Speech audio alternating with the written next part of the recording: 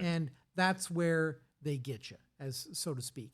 So with the Chinese and the EVs and this wonderful deal that our government has apparently arranged for BYD to come in, BYD's been in our country for a number of years. They've built buses and fire trucks and stuff in a couple of manufacturing plants, I think in Markham.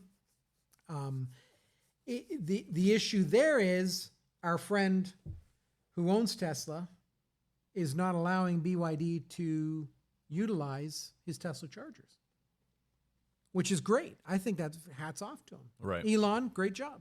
Like, why? Why would you let the Chinese use your chargers? No.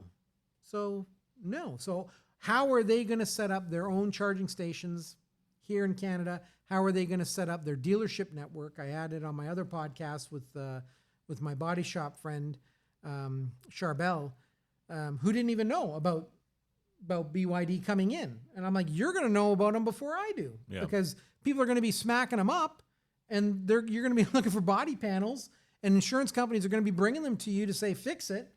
How can you fix it with no network? So I don't know how the government's planning on working it, how it's going to be released.